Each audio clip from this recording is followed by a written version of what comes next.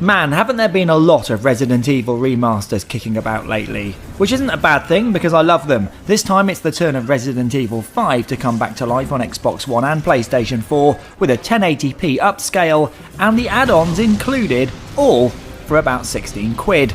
Just to recap on the story, Chris Redfield and local agent Sheva had been assigned to a township in Africa to find a guy called Irving and investigate some naughty goings on, and they soon realise that the people in the town aren't quite what they seem to be. In fact, they all seem to be rather aggressive.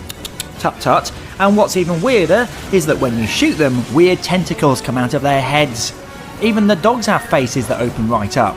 This isn't what they signed up for, I'm sure. From this point you survive through shanty towns, mines, oil fields and facilities against all manner of monsters as you try to survive and put a stop to all of this nonsense. I really enjoyed playing the first time around on the Xbox 360. In fact, I went through and shot all the hidden emblems and did a speedrun to unlock cool outfits and the infinite rocket launcher. Since then, I didn't find favour with 6, but really enjoyed the Revelations games.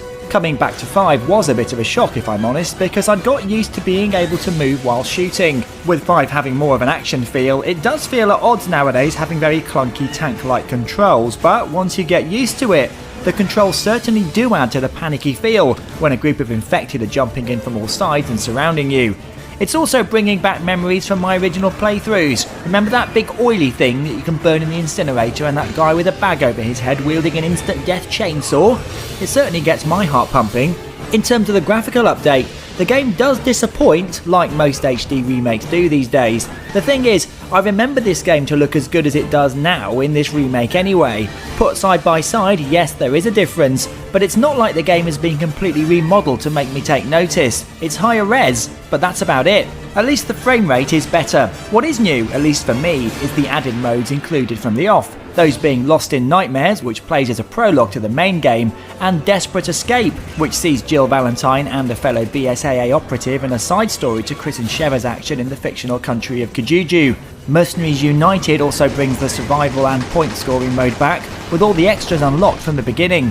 If you fancy a trip down memory lane, I think this is still worth a punt. You can play it alone, with an invited friend, or let a random join your game, and it really is great fun blasting through the levels. If you're really quick, you can complete the game in under 5 hours, but you may want to come back to get the extra unlocks and play the game on its new, even harder difficulty setting. If you were expecting a complete graphics and control overhaul, you will be disappointed. It also does feel that on Xbox One at least, a backward compatible option could have been the answer for gamers who already bought the game for the 360. Nevertheless, Resident Evil 5 HD gets a very good 7 out of 10.